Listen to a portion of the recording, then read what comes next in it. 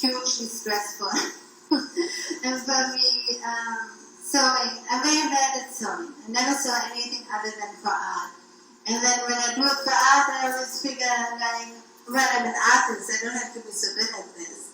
I just do it because it has an art at this moment. So I remember when I first laid these pieces out, I actually said to Wendy, you have to come over. I don't know, I laid it all out, but now I don't know how to put it together. So, but there is something, it's called the intimacy of care. And for me, maybe because I'm so slow and so bad at it, sewing is really the ultimate care. And there's something in working with fiber, and actually I started weaving a couple of years ago. And weaving is so, and for me, so slow. And it's very meditative because it is very accurate and very mathematic. I love that. So for me, the fiber gives me this breathing space. It's less stressful, definitely, than drawing. And I like the physicality of it. When you put a drawing on a piece of paper, you can't wrap it around somebody, right?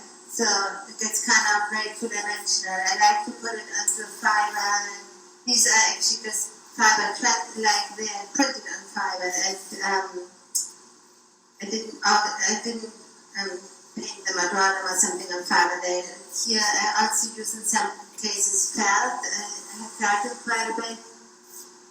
And I like to kind of take, like similar to Humara, take something from one entity into a different reality and see how does it breathe there? How does the presence change? And then also with, like this drawing, for example, with a pencil drawing on white paper, then I can start playing with it once I photograph it, and invert things, and yeah. So, yeah, did that answer anything? Yeah. Yes. Thank you. My next question. So I got to spend quite a bit of time with your 100 drawings. I saw the 100 drawings on Instagram as you were making them, and I loved it. But watching them in the video format when I was gallery sitting a week ago, 2 weeks ago, last week, I couldn't stop looking. Like I couldn't take my eyes away, and I became really curious in that particular iteration of the 100 drawings, and in the process of making a drawing every day during like a really intense period of time that we were all collectively going through. I became curious about the element of time in both your process and in the video of the drawing and of your drawing. Can you talk about time in that particular group of works? So, as I said, thank you. Initially, they kind of were just flowing, and then I had made this commitment, and I felt like I didn't feel every day like drawing, but I thought the nurses also don't feel every day like turning and crashing, can't breathe anymore. So I might as well get up and draw. So I did that always. I always got up and drew, and the rest of the day I had to kind of wait until I had my drawing done. And my drawings, I'm not one of these people who just swing a pencil. That's part of why I put the video of me drawing into the show. I'm not very good at drawing. I know what at the end I struggle long enough until I finally it resonates, but I'm not somebody who just is perfect at illustrating. So these drawings also took time, and they gave me an anchor at that time. So even though they took time during the day, they took some more, some less, but they anchored me and gave me a sense of participation in a meaningful way while I was locked up in my house. So, does that answer that? I was really curious about like the passage, watching the passage of time through your drawing. But I'm very interested in how you experience time through making the drawings too. So yeah, totally. I mean, I don't have a prescribed way. I did not expect a prescribed answer. And in a way, these are very disciplined because I really did it every day, right? Whether I wanted to or not. Those were much less disciplined, and there was just but it was authentic. Both ways were authentic. So I think I'm lucky that way, as an artist, nobody's telling me you have to do this now. It's me telling me. And here this urgency felt authentic, and there the lostness felt authentic. So either way, I try to be true to the experience. Thank you. Is it working? Not really sure how this is working. Okay. So my third question is, your work brings up such a range of human emotions for me: joy, sadness, compassion, love, concern. It's all powerful and poignant to me. So for you, I think you maybe talked about this a little bit in your statement, so maybe it's a little bit redundant, but I'm curious to know, how does emotion come into your making of the work? Yeah, I think the way I work, which is always very intuitively, I start always intuitively. I might do later something more planned and calculated, but I always start with intuition. So there's always an emotional, sometimes that's an emotional, spiritual, but more emotional, intuitive component. And it's true there's a lot of sadness, because I think we are sometimes most authentic in our sadness and our empathy. We are most raw, when I remember doing forward when I was on Instagram and I looked at images. I always loved to see children's books illustration. I even took a class because they looked so happy. But I can't build my life around happy. That's not who I am. And I'm more grounded and more authentic when I touch what is raw and painful, and I connect to what is raw and painful in the world, and then try to hold that, and try to love that, and try to love the scars through time and in others, reflected in others. And so yeah, I would definitely, my source material is my emotions, and there's a lot of intention of healing. I think that's part of the purpose of our life, to be healers, all of us, and whatever way we walk this road. So yeah, there's yeah. Thank you. I have my very last question, because I can't resist. As an artist talking, we get to find these things out about you. Who are your influences? And it's a little bit obligatory, but I'm actually genuinely curious. Yeah, so sorry, I had asked Hera Jansen. So Mara asked me the question. She sent me that yesterday about influences, and I wanted to show more. I didn't get it together the way I wanted to, but the point what I realized when I put things together, that my strongest influences are influences that were there before I turned 20. When I was in school, even young child. And there's one illustrator, the picture, maybe on your way out and now. He's from Hamburg, and he was hugely influential for me. Hera Jansen was a printmaker, poster maker, illustrator, and he had this really curvy, fluid, beautiful line and a beautiful sense of color. And he has like this, what you see a lot of my work, this partial coloration. So you don't have to.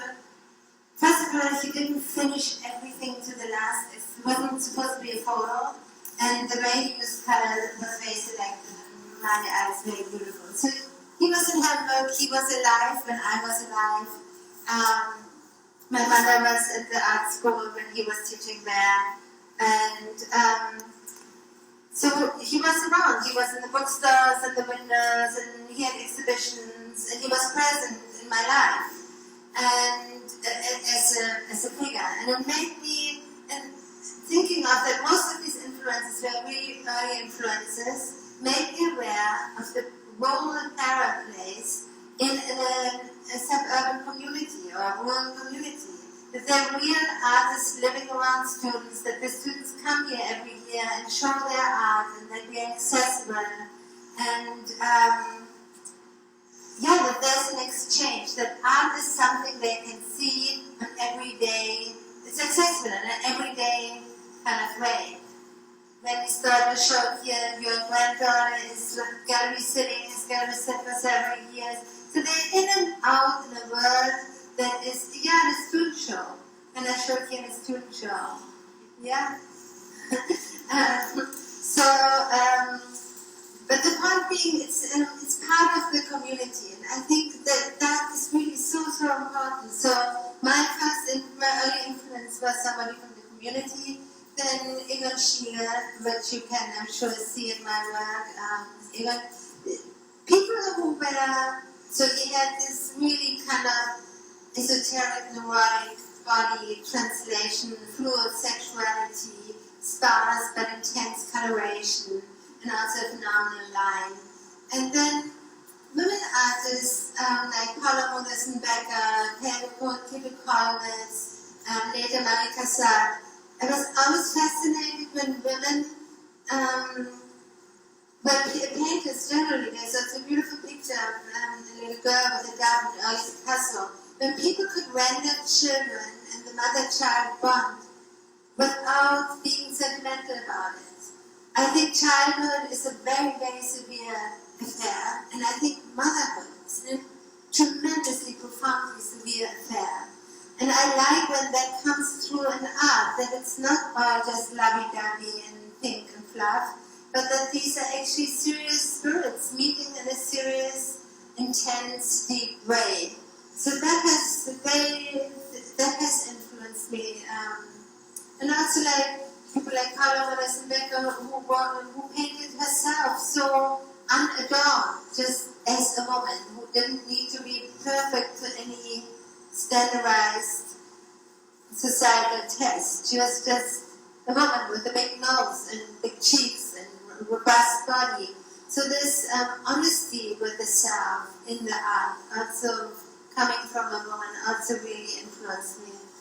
And then, of course, like there were other influences. But then, what you said, like before, like it can also change from a few years here. Louis Bourgeois and who was very early influential on me was like Marc Chagall and Miro, because they were both had these worlds that were so free. They could just like, you have like a bride flying over town with a cow, and that was possible, that we could combine these things. That really formed my way of thinking. Yeah.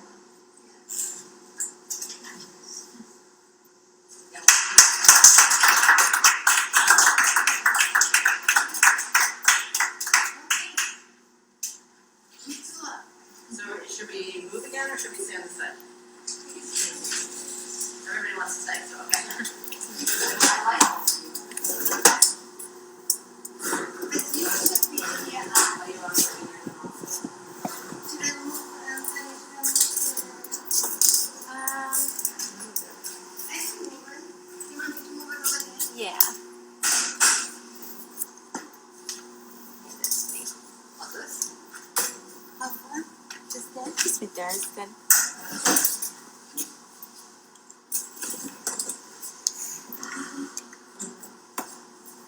Asking is hard. Learning. Being back in the classroom with students, wearing a mask for 4.5 hours. It's hard. Teachers are rock stars. That's all I have to say. Not being necessarily, I'm sort of more like the public school teachers who are in a mask for 8 hours a day, every day, and have been for a long time. Rock stars. So thank you, teachers.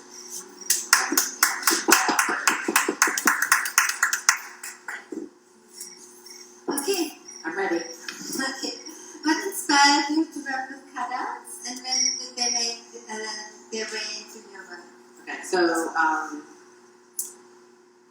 the first thought of the cutout was when I realized that the drawings were actually going to become characters in an animation. And so in order to make the puppets, I have to make the bodies, and then I have to sort of separate the parts and redraw the parts so that they can become jointed puppets on paper.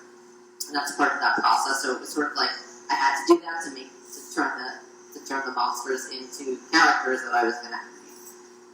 And then I just really liked the way they looked. And then when I was considering how I was going to show these drawings with the animation, I made like a little mock-up of the gallery and printed the monsters sort of to the scale that I wanted to, just to see if it was going to work. Because like again, I'm really on mostly framed photographs, so again, very very new for me. And I printed them, and then I thought, well, I don't want them in squares on the wall. Like I want them to feel kind of like they're here, right? That they're sort of in this environment. If they were on squares, they wouldn't feel. I don't think that their presence would be what they are. And so I really wanted that sense of them being present and not being drawings, like being creatures and not drawings of creatures. Does that make sense? So that was sort of how I sort of got to the cutting out. And I really like cutting things with exact. So I also did my cricket machine, and so I use that to do not to make the puppets. Because it allows me to like make lots of body parts at once and it saves me some time. Does that answer your question? Yeah. Okay. I'm going to turn them around because you're working with a very labor-intense process, right? So we've talked about that. If you could snap your fingers and had a half an army to your disposal, which parts of your work would you hand over to them, and which would you want to keep doing yourself? So I've been thinking about this question over and over and over again. It's definitely something I've given a lot of thought to through the years because somehow I always make up these very labor-intensive processes. And I think all art making is labor-intensive, period.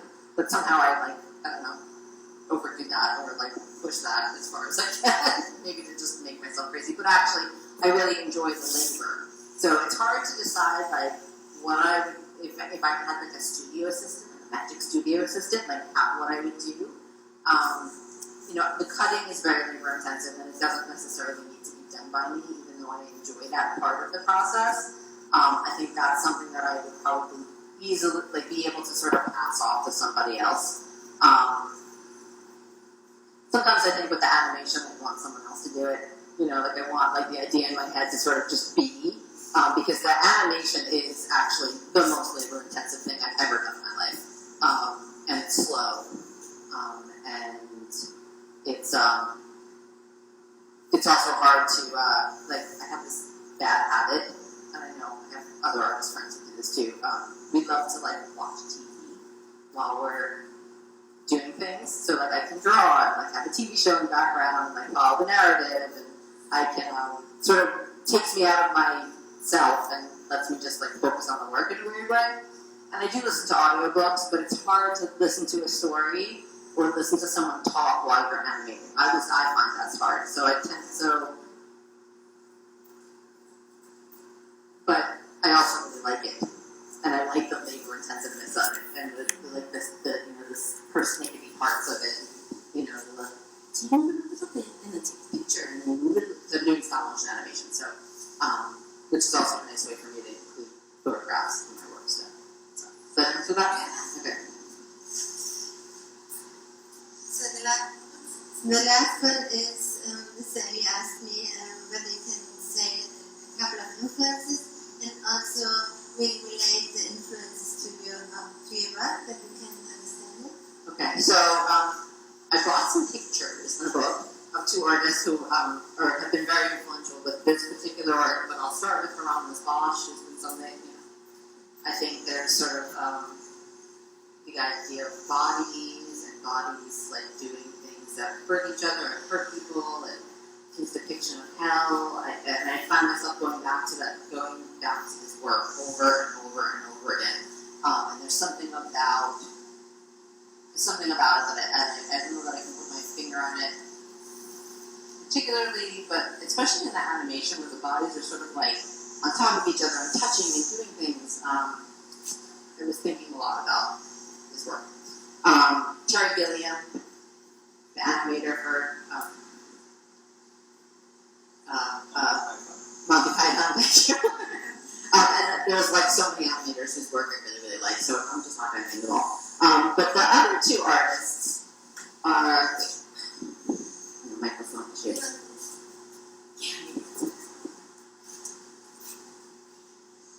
on? It's on. Okay, so this was like a magical Facebook moment.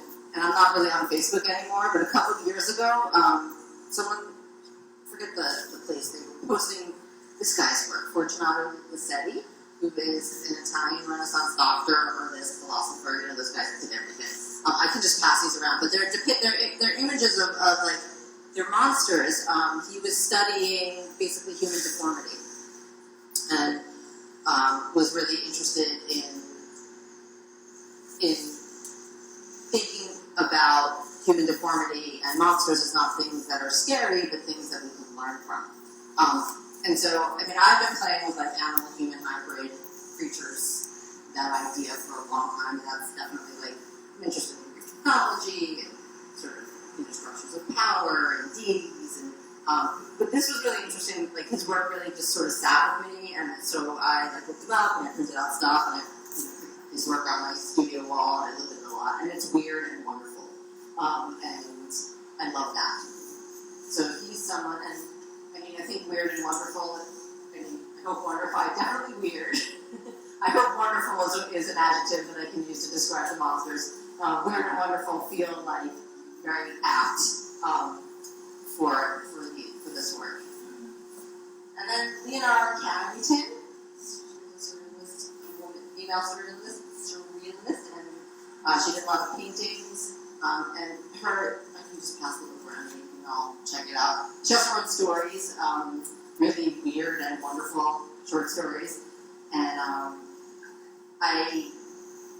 it's more in like the feeling of the work that, and maybe the human figures that she paints that are so weird. They're sort of like bodies with these strange heads. That I feel like that's like a very visual connection. Although I think her work, I don't know. I feel like this work is very sort of rooted in things that have been going on in the world. Watching politicians blatantly lie to us. Watching politicians dismiss, climate change. That kind of, this work is very much comes from a place of anxiety, for me, for sure. And maybe wonder too. Yeah.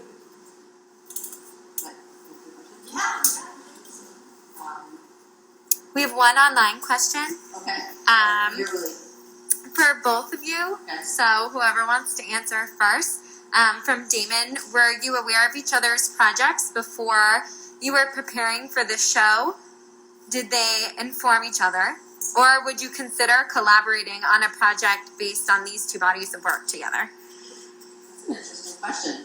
This is Uli and my third show together at Hera Gallery, and we're always sort of, with the exception of the wings show where we were both like, we're going to work on wings, our work always has some kind of like, there's always a connection. I think visual, feeling wise, there's definitely something. I don't know, maybe you can sort of talk about that a little bit more.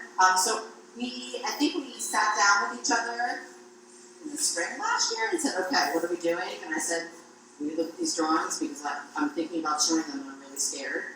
And I need someone to tell me that they're not awful before I even think about doing it.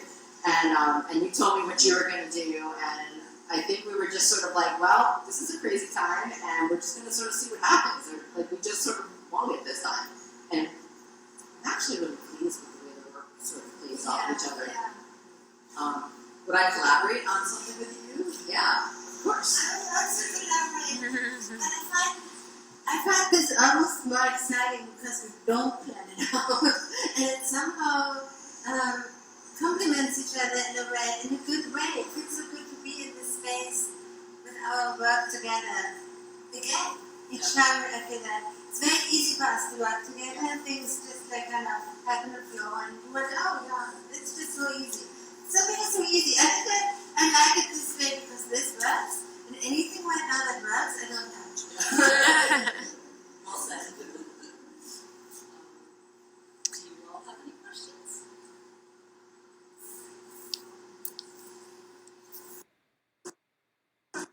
About your like narrative, you like that story, and I've just been watching, looking at the figures and thinking about how you could maybe do something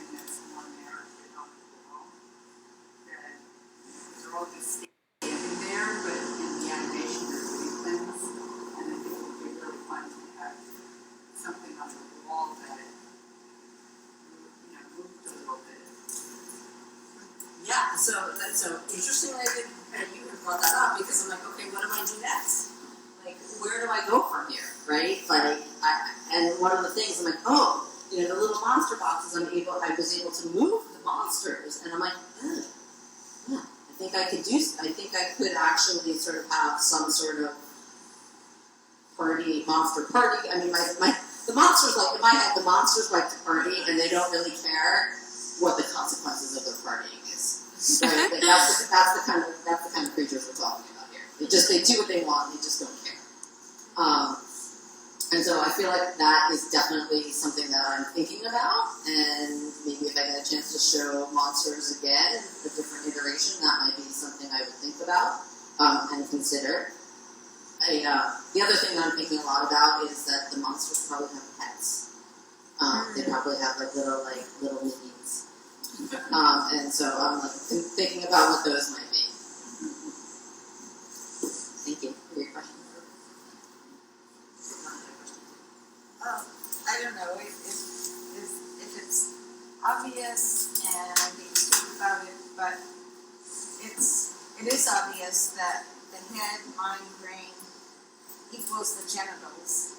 And is that what you're getting at when you're talking about partying, or is that? I don't know. I mean, we all heard those, you know. I love that question. Okay, so you want me to talk about the genitalia from monsters?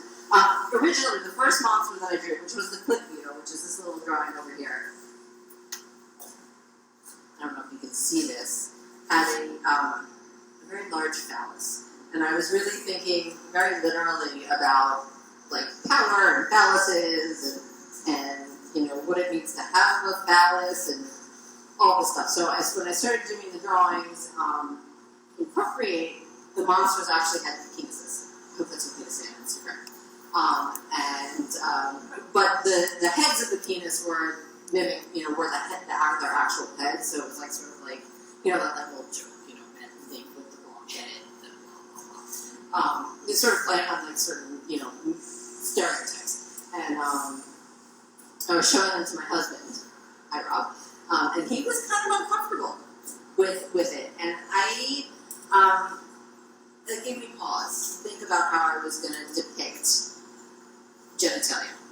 Especially because we're a community gallery. I don't want to put up a show that maybe might not be appropriate for children, right? I want it to be, and maybe the other thought was like, does it have to be explicit, right? Can I insinuate a phallus without actually drawing one?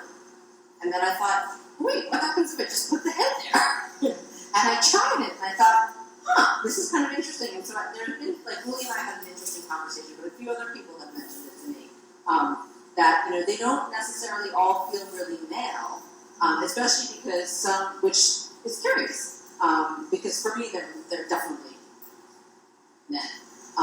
But because some of the shapes feel like uterine shapes, and so I kind of, that ambiguity is interesting to me. So that's sort of, so I actually didn't really think about partying until I didn't think about genitalia partying. But that's how I sort of that's sort of how I arrived at this. And there are heads. Right. No, visually, I love it. I love it. And the starkness of it, walking into the room, and the sameness, the repeating of these images is just visually. I think it's great. But I was just curious what was up here. So that's my story. Let's dig into it.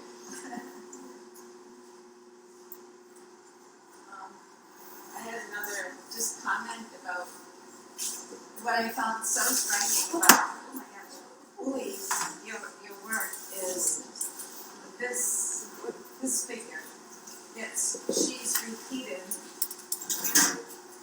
over and over and over and over, and it just goes to my heart, and I don't know, and you don't have to tell us what's, for each individual piece, what it's representing. But then I can remember there was a day we were both in the gallery, and I asked you about, because this piece just pops out at me. set. And looking at the footprints in the same fabric as it could be men's trousers, and it's like I'm starting to see this whole narrative and all of that. It's just very emotional, but that figure, that one figure. For me, that's, this crouching is when you kind of protect your own personal space, right? So, and I think it's an archetypal pose you find all over all generations, that it's kind of the opposite to the phallic macho beauty, right? It's kind of the opposite to that. It expresses for me fear, apprehension, also the listening to the steps, like there's it's not a sleeping crouching, it's an awake crouching. Tells the story.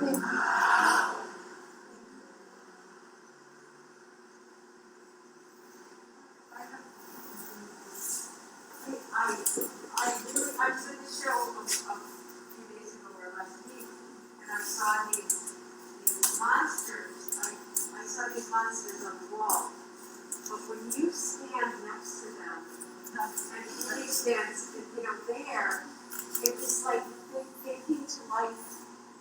So I wondered if there's a way to either film it or, it's almost like an installation piece with people in there, as opposed to just I think I was walking through by myself, so it was like I was looking at the images on the wall, and to see you there, it's like, who are these dudes? It's really, and also the beauty of them. Like I'm sitting right across from this one because different eyes, and they're so beautiful. And so that's the cool thing about sitting in the gallery as opposed to walking through a gallery, but also to see people there with your art. It wouldn't happen with paintings. It's like you have that in the living room or something. But these are this is I wouldn't need it. From their spaceship is out back. Landed, and they're chatting. So thank you. And the thing about my great grandmothers, I have her quilts from Nova Scotia on my beds, they're all tattered.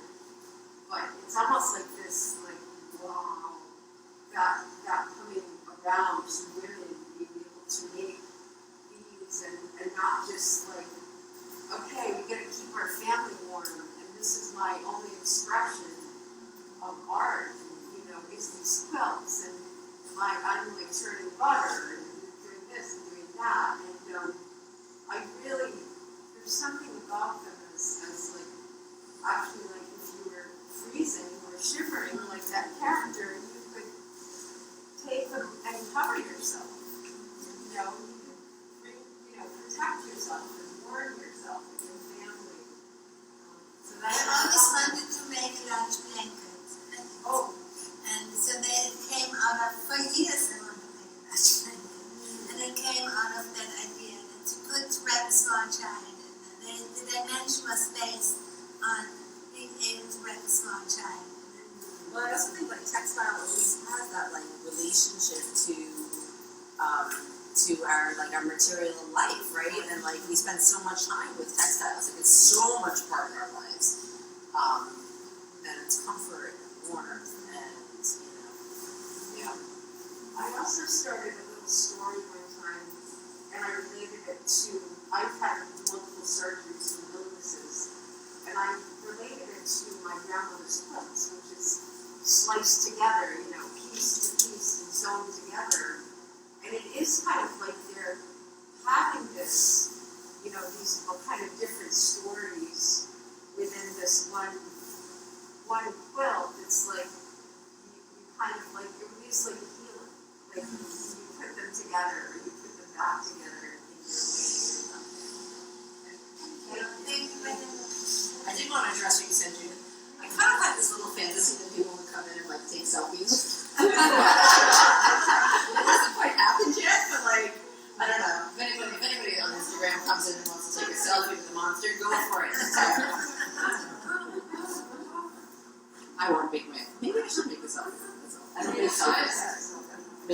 but I don't really do that, so it would feel awkward, but maybe this is the time in my life to do things that make me feel uncomfortable.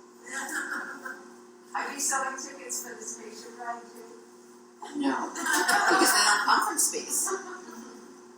They come from our computers. They were down underground. I just saw it, found a cicada, and it was like, that started 17 years ago. So the portal, I mean, like the animation sort of like the beginning of animation is like a portal, and it uses Hellmouth imagery from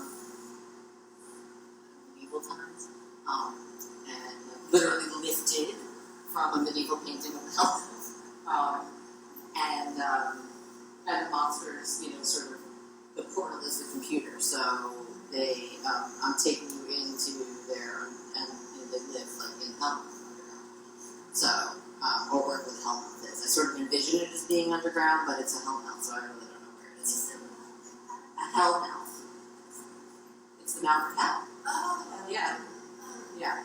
That's where That's it is. a monster. Yeah, that's where the monsters live. And then they come and recap. In my head. But hopefully that'll translate in the final animation. When they're sent.